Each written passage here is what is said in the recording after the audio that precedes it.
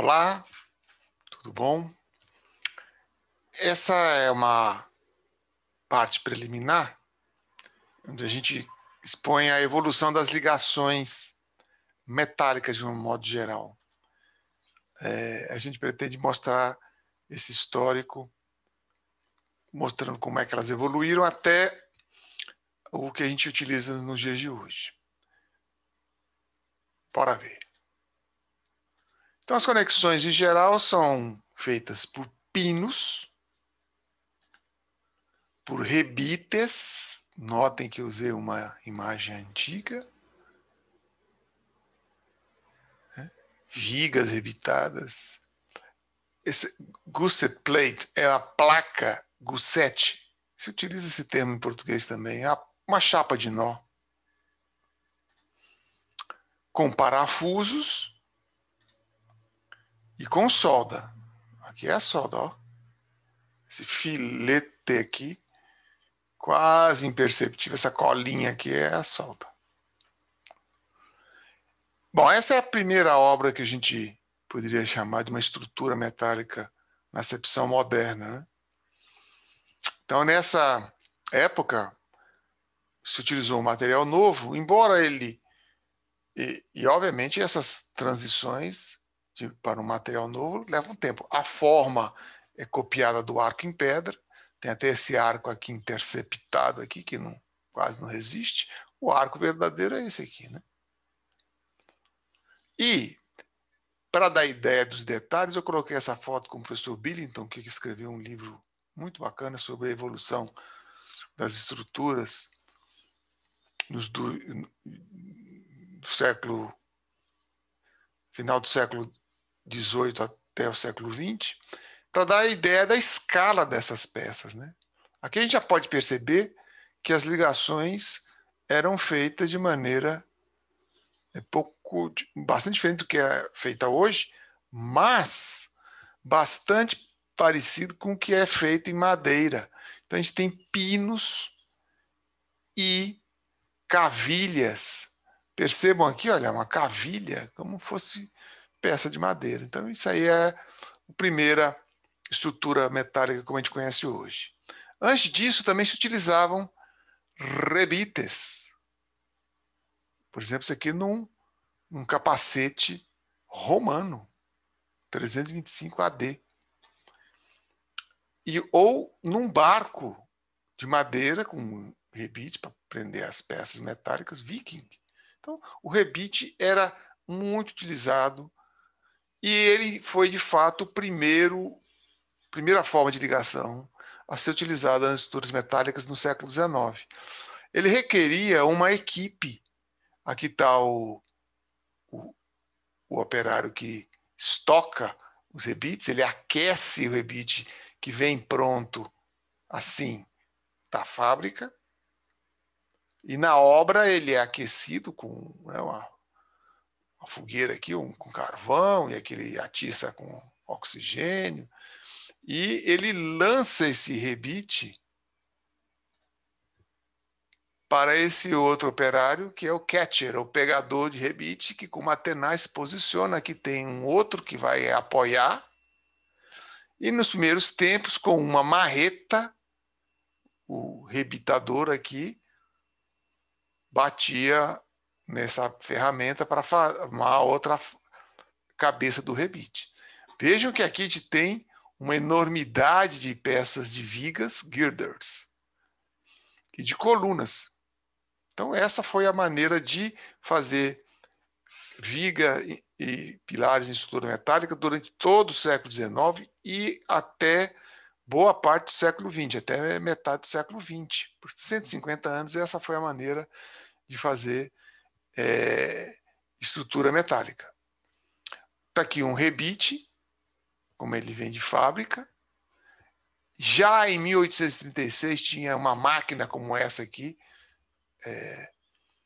belga, para produzir rebite, porque precisava de uma quantidade imensa.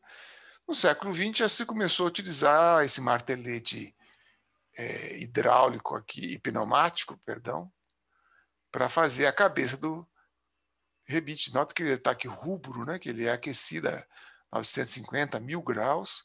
E aqui está, na produção de uma peça de grande porte, um operário fixando e o outro do outro lado fazendo a alta cabeça. Então, notem eles aqui fazendo uma emenda num pilar imenso, esse pilar, provavelmente o último da edificação, um edifício de muitos andares. Ele está aqui com esse cone onde ele aparava o rebite no ar, e com essa tenaz aqui posicionava, como ele mostrou antes. Está aqui um rebite, numa foto mais moderna, provavelmente fazendo um restauro numa peça antiga, também com rebites. Algo que a gente poderia discutir, né? Mas, em geral, se procura usar rebite para fazer o restauro. Por isso que é importante para o arquiteto conhecer rebite. E aqui tem uma peça que vocês veem a enormidade de rebites necessário para fazer uma peça estrutural. Está com algum probleminha aqui. Bom, nós vamos ver um vídeo agora que mostra a utilização dos rebites na construção de Brasília em 1959. Isso aqui é o Brasília Palace Hotel. Vamos ouvir. O trabalho desconhece a noite. O ritmo das tarefas a executar não o permite. E esses operários praticam beisebol com ferro incandescente.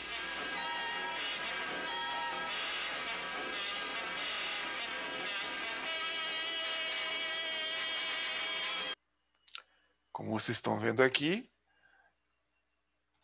esse ferro incandescente é o rebite. Aqui está a máquina, aquele martelete pneumático para fazer, aqui a tenaz segurando, vocês viram lançando no meio da noite, que a obra de Brasília não podia parar. Então, convenhamos, foi uma epopeia fazer isso em rebites, em Brasília naquela época. Talvez tenha sido uma das últimas obras no mundo a se fazer rebitada, essas obras do Brasília Palace Hotel e dos ministérios e do Congresso Nacional. Bom, aqui, mudando de modo de ligação, vamos falar um pouquinho da história da solda, welding, né? Da soldagem. Basicamente são 3 vertentes. Tem a vertente de elétrica, solda elétrica por arco, por gás, né? E essa aqui por fricção, é uma outra maneira. São vários métodos que os engenheiros mecânicos utilizam demais em vários tipos de materiais. O que vingou muito no caso das estruturas em aço da construção civil é a solda por arco voltaico, que foi pela primeira vez descrito em 1857 pelo Joule. Descreve as possibilidades de soldar metais pelo aquecimento de uma resistência. 1857. Então vejam que a tecnologia de fazer solda é algo do século XIX, é algo, de fato, da era moderna, no sentido histórico do termo, né? Vem com a Revolução Industrial, científica. E antes do domínio da eletricidade não existia solda.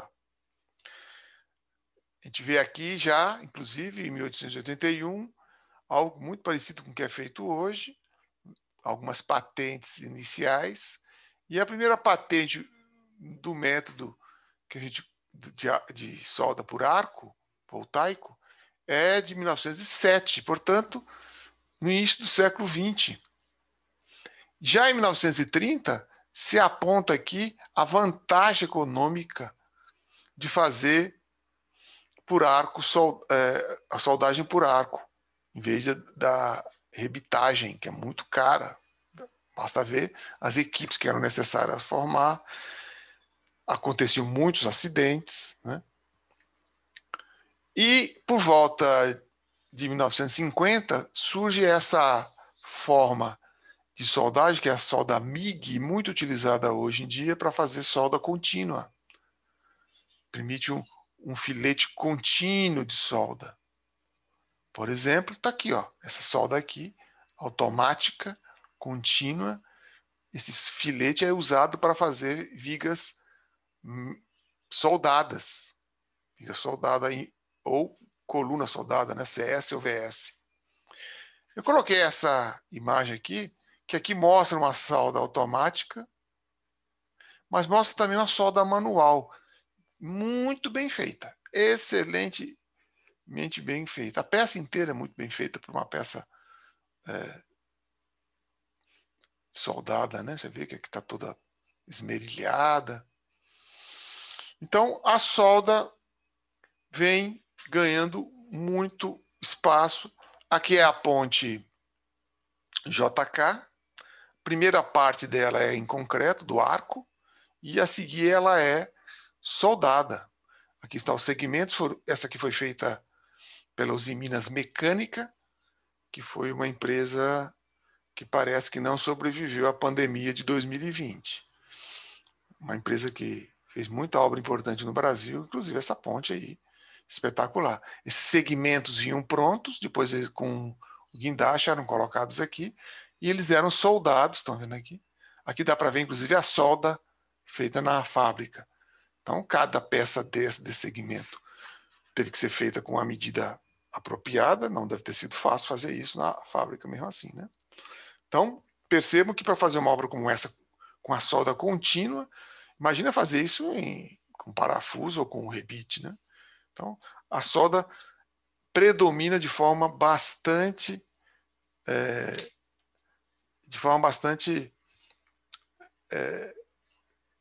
abrangente na construção civil. Então, essa ponte aqui, quando vocês forem lá, passar por ela, percebam as soldas e como ela foi construída. Bom, vou mostrar agora um pequeno amostra cultural no curso de Sistemas Estruturais em Aço. Esse é o filme Blade Runner, que eu vi na década de 1980, é um clássico do cinema, não sou eu que digo, mas é um dos filmes que eu mais vi todas as versões, porque teve versão que foi cortada pela distribuidora, depois o diretor fez outra, em suma. Tem 3 versões, e tem uma versão mais atual que eu vi e, de fato, não compara, minha opinião, com a versão antiga, que é um clássico. É uma sociedade numa cidade distópica com edifícios altíssimos, que o filme acontece em 2019. Talvez tenha errado por um ano a data, né? Esse filme é baseado nesse livro desse escritor Philip K. Dick. Ele fez inúmeros contos e mesmo romances. Ele fez um conto que virou aquele Total Recall, que a primeira versão que vai lá para Marte, né? Depois fizeram outras 2 também. Aquele Minority Report, são ideias dele também, de realidade aumentada, realidade paralela. Ele é um ficcionista espetacular. Morreu muito novo, fez muitos filmes. Tá aqui ele, o Philip. E esse aqui é o Ridley Scott, que é um diretor que fez muitos filmes, blockbusters, né? Tipo, um dos mais conhecido é o Gladiador, vocês devem conhecer vários. E ele é um desenhista também de primeira linha. Aqui é o storyboard, que muitos dos desenhos do storyboard foi ele que fez. Tem até o sketchbook do Blade Runner. Ok? E nós inserimos isso aqui no curso, que nós vamos ver um pedacinho de uma cena final muito importante. Um momentinho.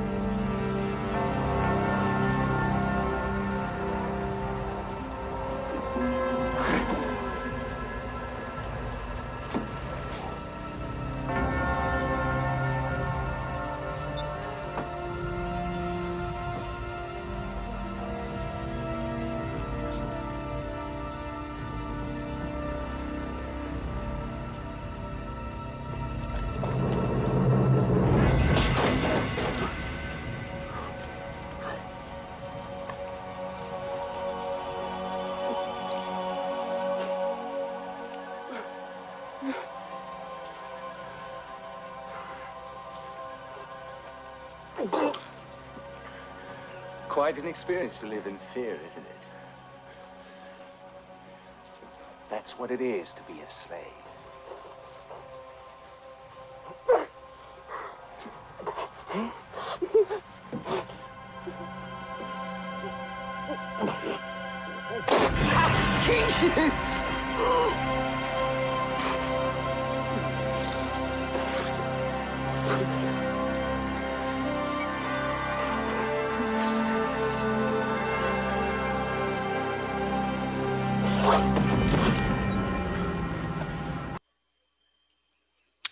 Engraçado que essa TDK era uma marca de fitas cassete para gravação de, né, gravação de áudio.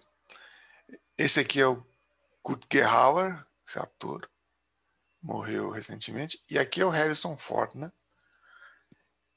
A história é sobre esses androides muito fortes, inteligentíssimos, habilidosos, só que eles tinham um problema de fabricação. Eles eram fabricados para durar 5 anos.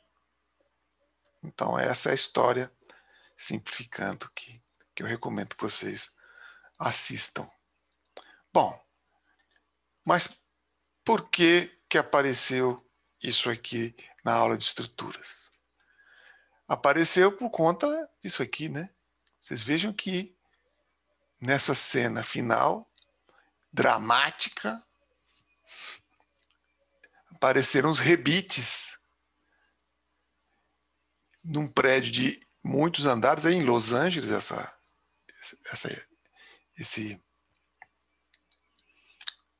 essa cidade, muito pouco provável que tivesse no futuro feito algum edifício com rebite, né? Mas por que colocar rebite? A minha hipótese é para dar essa estética no ar, né? Tem muito que se escreveu sobre esse filme, sobre a estética dessas cidades, tem dissertações, até teses sobre a arquitetura dessa cidade aí. Então, o rebite entra aí como personagem na cena final, inclusive facilitando ele se agarrar aí, porque, né? E ele é salvo por quem está ali próximo à morte, está acabando a vida do androide. Espero que não tenha sido muito spoiler. E é isso. Ah, lembrei de outra coisa. Uma vez eu fui numa loja da Nike, muito moderna, loja, etc. E aí eu vi que tinha uma treliça na cobertura assim de um átrio. A loja era imensa. E eu fui lá ver de perto a treliça. Quando eu cheguei, vi que a treliça tinha rebites. Falei, não é possível, esse prédio é tão moderno. Aí eu vi que os rebites eram fake. Era para dar essa leitura aí também no ar. Muito bem. Mas acho importante que os arquitetos conheçam rebites. Os engenheiros já estão abandonando essa ideia, né? Em resumo aqui, as ligações que nós vamos usar são 3. Um pino muito restrito aos aparelhos de apoio. As ligações com parafusos para fazer emendas e ligações de campo. E a solda, que é usado amplamente nas oficinas, nas fábricas, e esporadicamente no campo, como a gente viu agorinha há pouco. Ok? Então isso é uma preliminar. Eu acho que, de certa forma, isso responde uma vez que os alunos falavam que eu falava que só tinha solda nas ligações, mas nós vamos ver nas outras aulas que é verdade. A solda predomina, por conta, inclusive, desse avanço tecnológico. Não é? Então é isso. Até daqui a pouco.